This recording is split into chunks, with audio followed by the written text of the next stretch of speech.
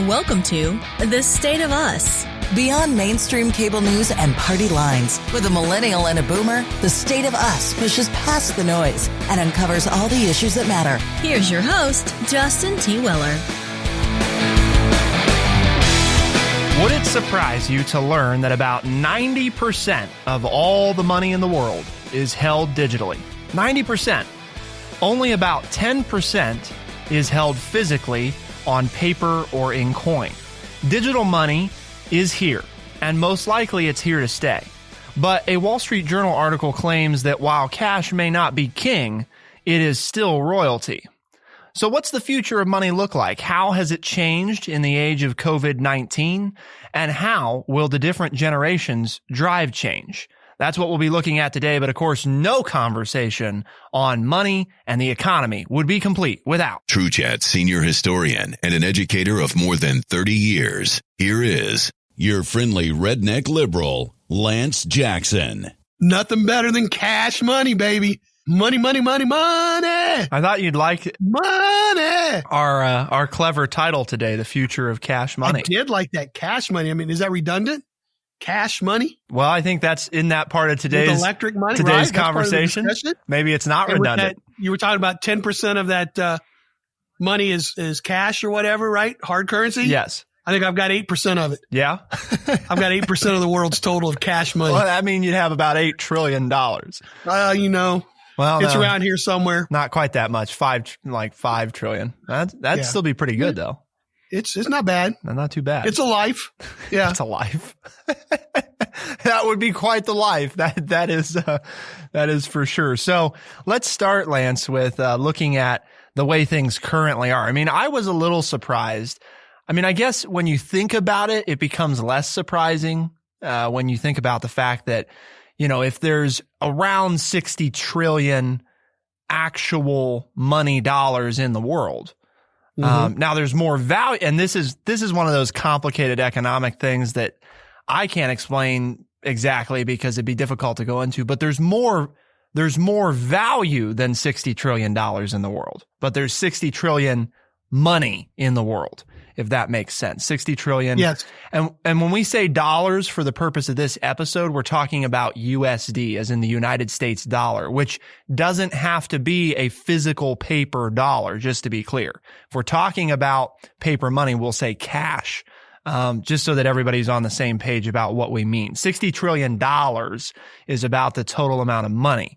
Of that, only about 10% is actually held in physical paper or coin around the world. So kind of interesting to think about, you know, we talk about the digital revolution. Really, it's already here when you talk about money. Right. It's electronic transfers. Yes. I mean, think about it. How much money do you have in your bank account versus how much cash you have in your pocket? Right. And that money in your bank account, your checking account, on your debit card or whatever is basically on a computer.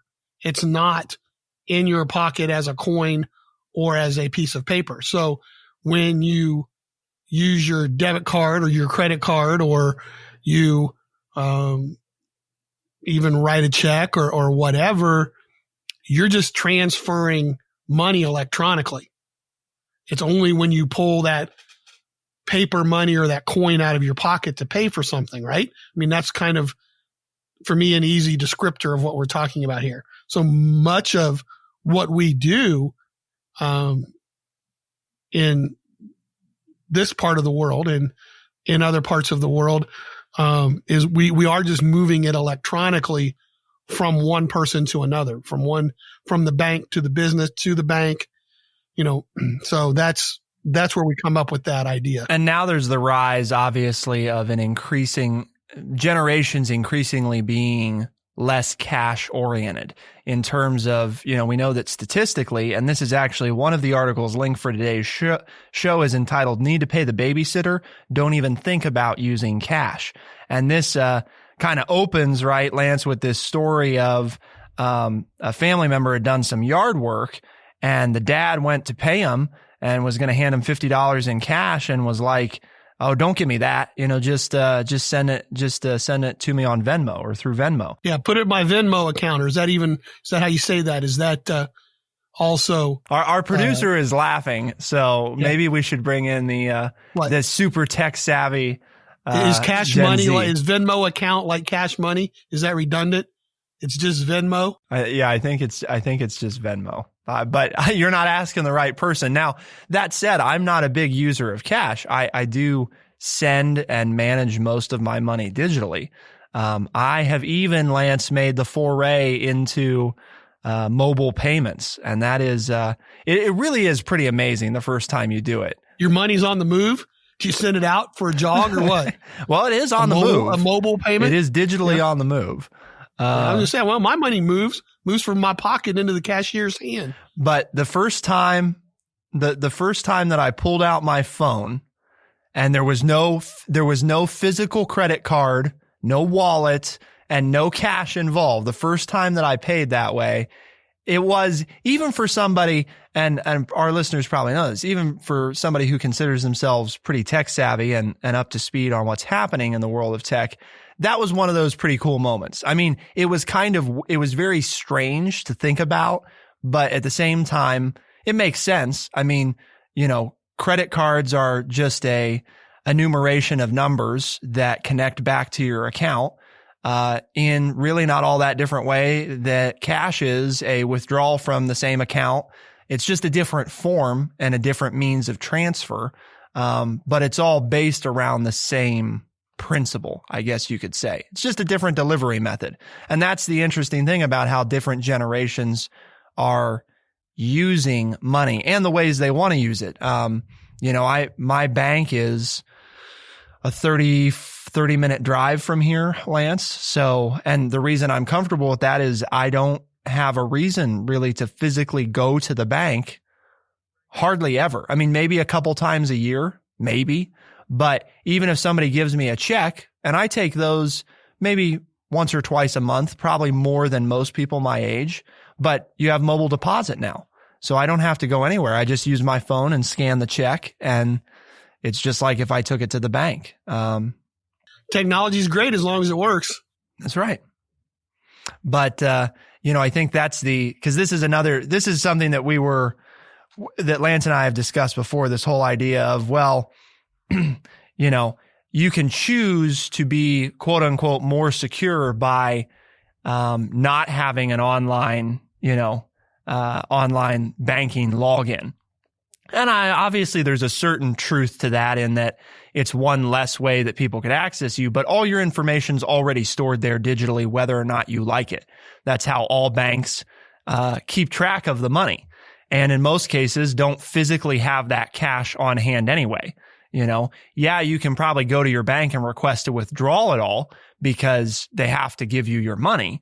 But at the same time, it doesn't mean that they have all their customers' money sitting around in cash all the time, because they don't. They store it digitally too, which is pretty wild. And Lance and I have talked about this, to think about most of this money out there isn't real. It's only real in the sense that it's housed digitally somewhere because we say it's real. There is no physical anything out there tied to it anymore. That is true. And that is exactly the case. And it's a comfort level that we have to come to grips with, and that we feel comfortable with. And I know that for me, it started out when I was 3 or 4 years old, and my grandfather handed me a coin purse and put 2 pennies in it. And he said, there, a man should never walk around without money in his pocket. That means that you're a man. That means you're a part of society. And so now you have that money in your phone. I mean, that was, I guess, would be the way you which is in your have pocket. Your money in your phone, in your pocket. But to me, then there's still that physical sense that I haven't wrapped my head around, except I will say, and this is kind of going into our next segment, the current health crisis that we're involved in has forced my wife and I to use some of this electronic digital payment of things to limit the amount of human contact that we come in with out of, I don't want to say fear, but out of respect for my health. And so therefore we started to use it, which is kind of interesting because it never would have happened before. This has caused us to change the way we spend our money. Because like you said, whether you spend it on a credit card, a debit card, with the transaction on your phone, or you pull hard cash out of your pocket, that's still a transaction. And this pandemic has caused us to change the way we spend our money. Well, and I think it's interesting too. You brought up the physical component of money and your comfort level with that. Part of what I wonder is because millennials grew up, Lance, and I mean, your daughters are millennials as well. We grew up, and for our audience, if they weren't listening to the intro, your host here is a millennial as well. We grew up in this kind of interesting hybrid existence because cash was very much, especially when I was young, was very much, a part of everything I did. Because if I was going to have money, it wasn't, I guess put it this way, it wasn't common. I didn't have a lot of friends that I knew when I was, 15 that had a bank account. I mean, that wasn't the norm, Now I had one, I think either around 14 or 15, I got my first bank account. But it was one of those, parental accounts where you have access to it, but it's really not exactly yours sort of thing. But see, my daughter's got one. So it shows they're a little bit older millennials because the local school system, which you attended, had a savings account day. And every Friday you could go in and you had a passbook and you could go down and make deposits and withdrawals. And so they started out at 5. But to your larger point, neither one of my daughters does very, very little in cash. When I hand them cash, it's usually still on the table when I go back and see them a month later or 2 weeks later. They do not do any of their business in cash. I remember you mentioned the check thing. The first time I saw my daughter slide her check, it's like, don't you have to take that to the bank? No, it's already deposited into my account. See, and held up her phone. I'm like, oh, okay, that's like 1984-ish. That's like freaky. The idea of physical is different for different people. And what I'm getting at is, to Lance, cash is a physical form of payment. But if I'm using my phone, I guess I'm wondering, is that really any less physical? I know it seems that way in concept, but is it really? Is it any different than the coin purse with the coins in it? This is just the new coin purse with the new coins, right? So I guess that's just something to keep in mind as we keep talking about this, because there are some differences. And in the age of COVID-19, there's new questions about not only the safety of physical money, but also the viability of it long term. To find out what the future of money is, keep it here on The State of Us, and we'll be right back.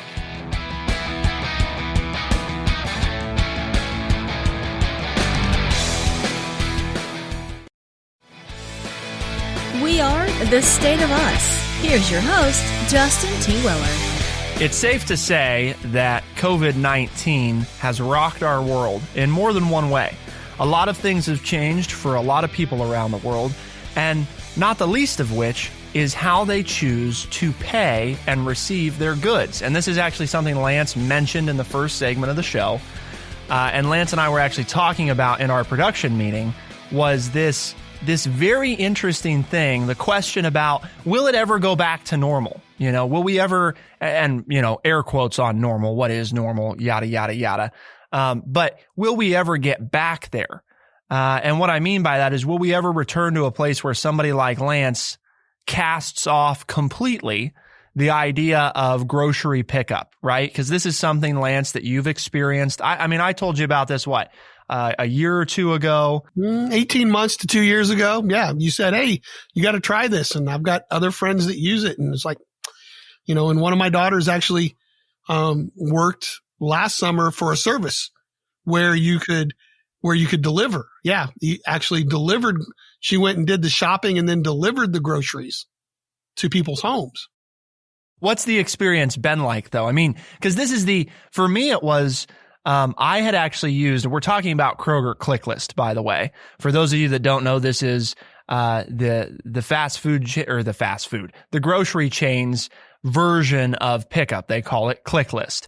I was fortunate. Cincinnati is the headquarter location of Kroger, so they often roll things out there. And several years ago, 2016 or 2015, when the program was coming on the scene, is when I was living in Cincinnati and got to try it out at some of their stores. And it was an interesting experience. And of course, it's improved and changed a lot since then, but it's even now available in our little small town of Urbana here.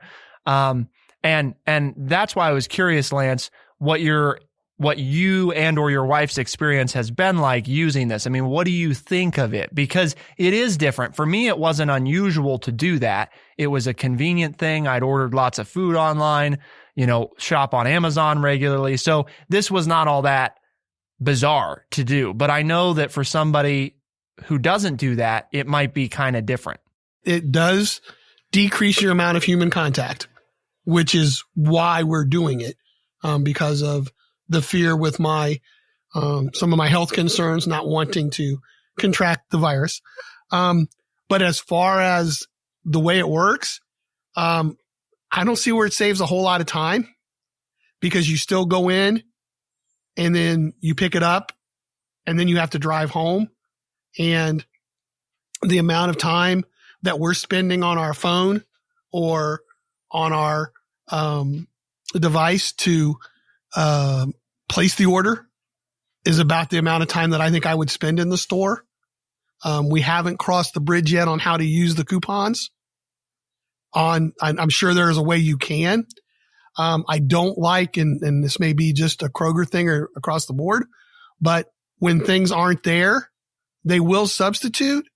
But if they're out and you can't buy in the quantity to get the sale price, they charge you full price. And I think that's a ripoff, because obviously if I'm in the store and they're not there, then I don't buy that. So let's say that I'm buying something that's $5 for $10, that's regularly $3 a piece. And I place it on my click list order and there's only 2 of them in the store when they go to shop. I get charged $3 a piece and get charged $6 when I bought it because it was going to be $2 a piece. It's not my fault that it's not stocked in the store. So therefore, why can't I get it for the $2 a piece? It's not my fault I didn't buy 5. I asked to buy 5. So there are some things that are out of the purchaser's control that I don't, and that's, it's a control thing, but it's also they're making extra money, because I would choose not to buy that and buy something else. And I don't have that option. You understand what I'm saying? Whereas I might stroll around the store and say, down to the other end of the aisle and say, well, I'll get this instead, since the, company hasn't come in to put their product in, or I get to decide what the substitutions are going to be. I get to pick out, my meat and lettuce, even though that the produce and stuff they've done a pretty good job. That was the concern. And so to give them a shout out, they're pretty good. They don't give you the stuff that expires the day you buy it. They're not, which they could very easily do. Right. So I, on that part, I've been pleased, but there's a few things that we're still working through that maybe in their defense, we just haven't figured out all the points of the system yet.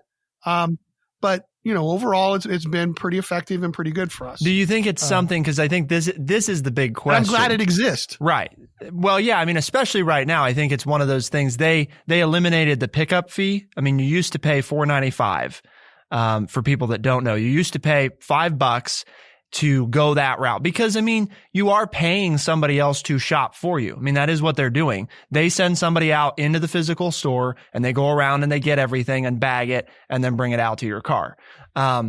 So, there is typically a fee. Now they've waived that with everything going on. So it is free. And I do think that part of it, you have a lot of companies that are looking at, we needed to stay open while all this is going on. We wanted to make sure that there was an easy way for us to keep serving customers that they were comfortable with.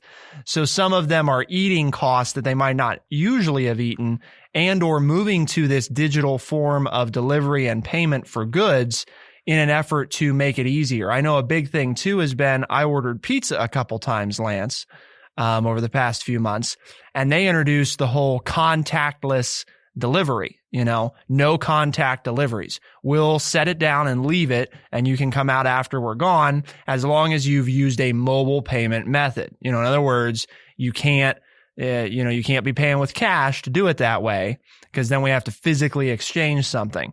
And that's actually kind of the thing that we wanted to talk about next is, interestingly, and this is where you get into the Wall Street Journal article, this idea of cash probably isn't king anymore, but it's still royalty.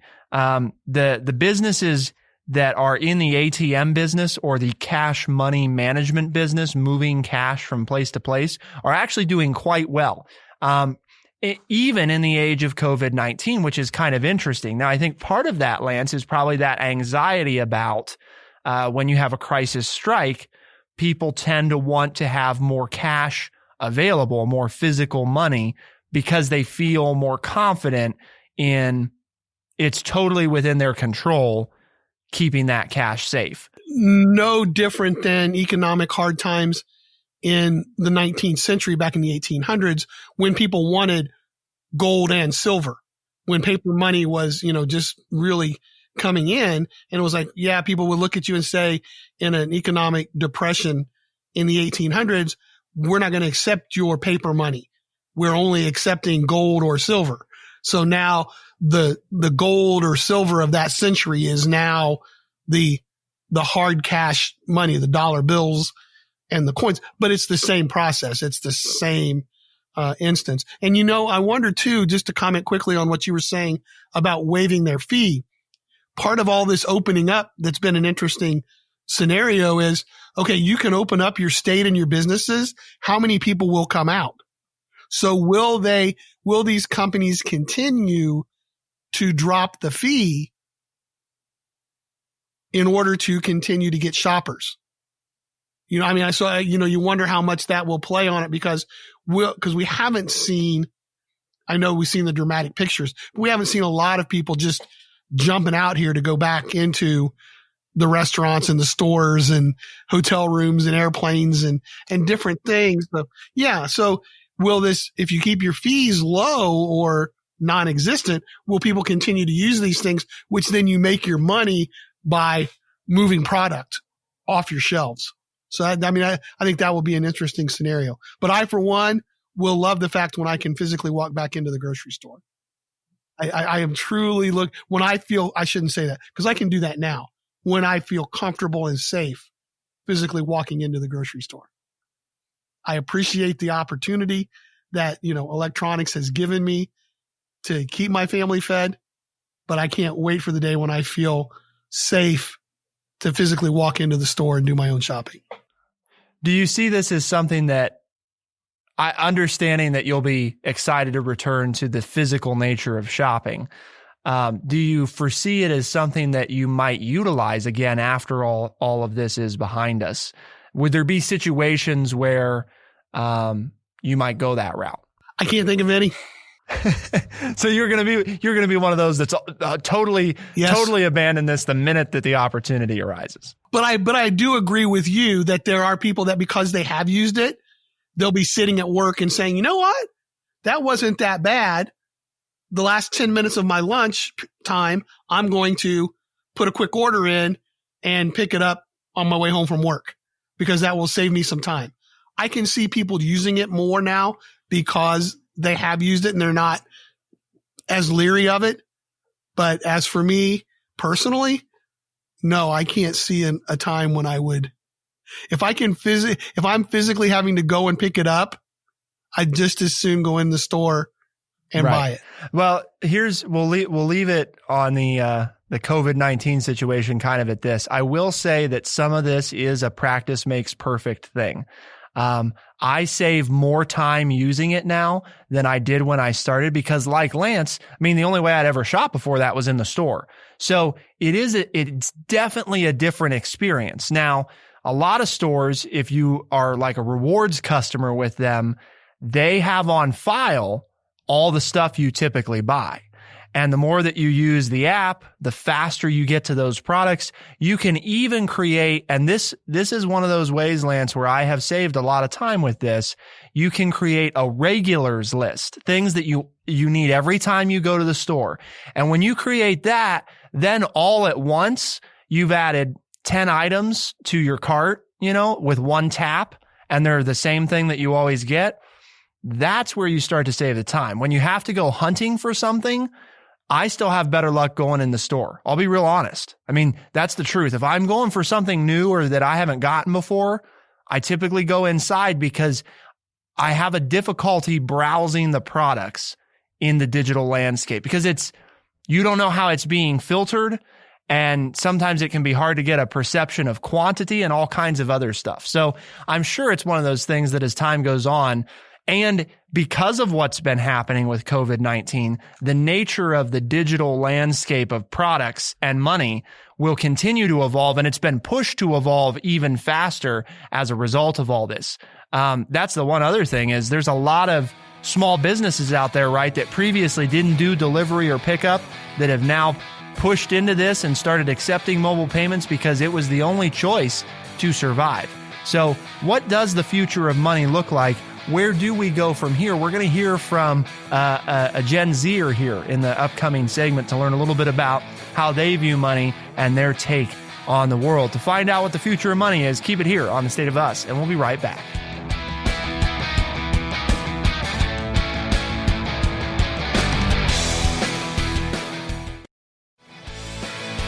We are The State of Us. Here's your host, Justin T. Weller. How has the pandemic affected money? Well, we've talked a little bit about that. We've talked some about where things stand, how the generations view money. And we want to end our show today by discussing what is the future of cash money? How do generations view this differently? We talked about boomers, Lance's generation, very familiar with cash, probably on the whole still most comfortable with cash or checks, right? Physical forms of payment. And if you're members of those generations in other countries, then it's probably heavily coin dominated with some paper money, but a lot of coin as well. But we also want to hear from Gen Z because millennials are this kind of hybrid situation where I think growing up there was a lot of cash because of the boomer parents, and because that was still predominantly a big way that people paid for everything. But then when presented with the option and being a relatively tech savvy generation, I know as Lance expressed, his daughters, myself, we've moved to lots of digital forms of payment, mostly digital forms of payment. The question is, what's it been like for a Gen Zer growing up? How they think, how do you, Bradley's our producer, think about money, and the physical nature? We talked a little bit about this very briefly at the end of the first segment. Do you see physical cash as any different than it being on your phone? I mean, I assume you're going to be eager to use Apple Pay as soon as you can get your bank account linked to it and everything that has to be done. For me, money has always just been a representation of something you can trade for a good or service. So no matter what that representation is or how it manifests itself is just another way that we can trade some value for another value. Do you see cash as any more or less convenient than it being digitally available to you? Like if somebody was if you had the choice, right? You're doing some work for TrueChat. TrueChat's going to pay you. Full disclosure, we mostly pay people digitally. I mean, that is, the money is transferred directly to their account. There is never an exchange of paper. That's nice to know. I've never gotten a paycheck from TrueChat. So. No, that's not true. And Lance is one of the few people that has witnessed I got a check. Our paper checks. With a check. Yes, that's right. That is true. There was once when I got a check from TrueChat. We couldn't risk the sending the money digitally. Quick question though to Bradley. I know he's going to go play golf this afternoon or later today. How are you going to pay for your greens fee? On credit. So your phone will not, will the golf course accept phone payment, or are you going to have to pull out a physical card? They most likely do accept some type of phone payment, but no, I will pull out the physical plastic card and swipe. And I think it's fair. That's what they know. That's what they've grown up with. So they're comfortable with that. It's not that, and I agree with Bradley, one way is not better than the other. I mean, as I sit here and rationally, I can think about it. One's not necessarily less safe or more safe, but it has to do with a comfort level with what you've grown up with and what you're comfortable with. And it's hard for all of us to step out of our comfort zone. For some of us like me, it's even harder for us than it is for others. Some people don't mind change. Some people don't mind doing things differently or experimenting. Those of us like my personality are like, well, what we've done has worked. And if it ain't broke, don't fix it. So why should we try to do this? But I will say it is interesting to watch, as these people, and I don't want to just say young people, because there are people in my generation that do it well, who use these different types of monies very well, how quickly and convenient it is for them with the phone. And the one thing I will say is I've always made the argument that when I had cash, I knew how much I had left to spend in the month or the week. Like I would allot myself money. So I knew, okay, I've only got $20 left. Maybe I better go home and have peanut butter and jelly. I better not go out for dinner tonight because I've got 6 more days that I still have to buy some gas. And I knew that because my budget was in my pocket. And that's how I was able to save money. But now I know with my daughters, they show me that every time they make a transaction, they get a receipt from their bank that shows how much is left in their account. So the same process is taking place. I get it. And also there's multiple budgeting services that you can get digitally that you can link with your bank account, and it'll keep track of your monthly expenses and to ensure that you do not go over your preferred amount. Yeah, I've actually used 1 or 2 of them before, Lance, and it's the same. You know what I mean? So you can cap it. It's the same concept. You guys just do it electronically, whereas I do it in my head and do it physically. It's digital envelopes instead of physical envelopes. I mean, I'm referring to the idea of, there's lots of different people that have done this, and in different ways. At the beginning of the month, you would lay out your envelopes, each of them labeled for different categories, and put the cash in the envelope for that category. And that's what you have for the month. And then next month you do the same thing again. It's same principle, just handled digitally, where in real time, you can open that app and you can see this is how much I've spent in this category. I allotted this much. It's not the same, but it's the same principle being executed in a different way. But do you all go back and check the math, or you just trust them? I think honestly, probably most people don't check the math. Well, I didn't want to accuse either one of you. That's why I asked it in that way, because I was going to say neither one of you probably go back and ever check the math. You just assume that the technician got it correct, because somebody has to enter the numbers. Well, but see, and I know this is a difficult concept for people to wrap their mind around. I still struggle with it myself. The days of individual people programming specific computer functions, while absolutely still exist and is still a heavy form of it, many of these things now, especially at large banking institutions, are a computer that has set up the algorithm necessary to execute the functions. Artificial intelligence controlling our money. Yes. There we go. All right. You impressed with my use of the verbiage that I knew what you were talking about there? Huh? Yes. You taught me something. Well, and I think the important thing because one of the things that's difficult with all of this when we talk about mobile payments, people get nervous about the security of it. I mean, I do. I'll be honest. That's one of those big, I have been more careful about more secure passwords, crafting longer passwords, and separating the password that I use for kind of my everyday accounts, everything that's non-money related, to my banking accounts. So in other words, they're not the same password. Doing things to try to make sure that you're being as safe as possible, knowing that in the digital age, if somebody gets access to that, the door's wide open. At the same time, I remind myself, though, that I'm not terribly more exposed than Lance is. I mean, am I more exposed? Sure, because I do more stuff online.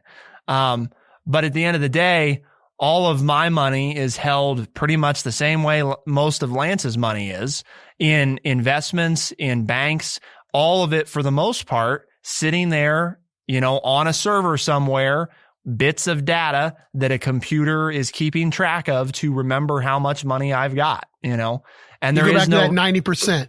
Right. That 90% of all money in the world is controlled electronically. Exactly. There's very little money that's actually out there that we personally can defend from attack. Exactly. Right? I mean, that's right. kind of what you're getting at. Yeah. And that's, I guess, what it all comes back to is kind of that, like what Lance said. I'm not sure that anybody has the definitive answer on if one is better than the other, because they each inherently have benefits. The convenience of, the technology component for young people is immense. For older people, it's the opposite.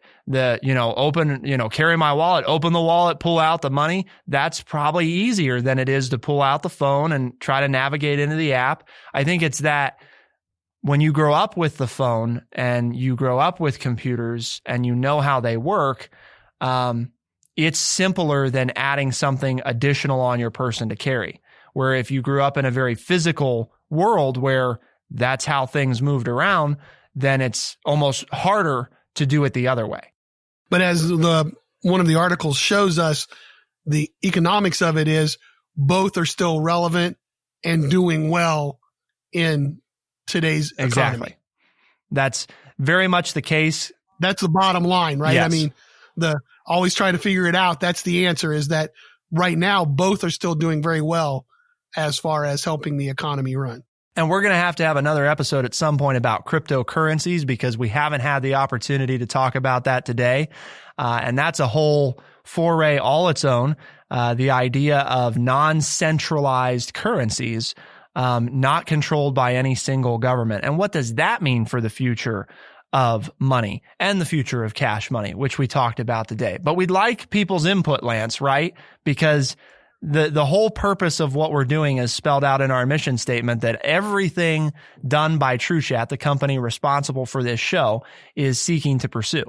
Well, TrueChat's mission is to educate people by providing honest, open, and respectful conversations. And you got to get the word out, people, so that we can start to make the change that we've been trying to make here for a long, long time. And slowly but surely, I think we're succeeding. But we'll succeed by you letting people know about the show. And if they need to know how to find us as a podcast, they can use Stitcher, Spotify, Apple Podcast, or anywhere else fine podcasts are found. So help them out and get them listening to the show. This is also a syndicated radio program.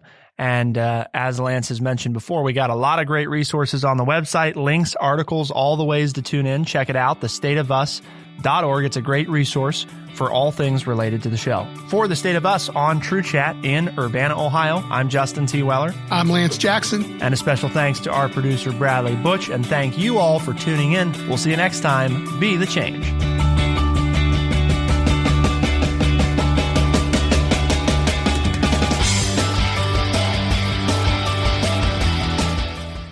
Be sure to check out our website, thestateofus.org, for books, articles, and all the ways to tune in. thestateofus.org.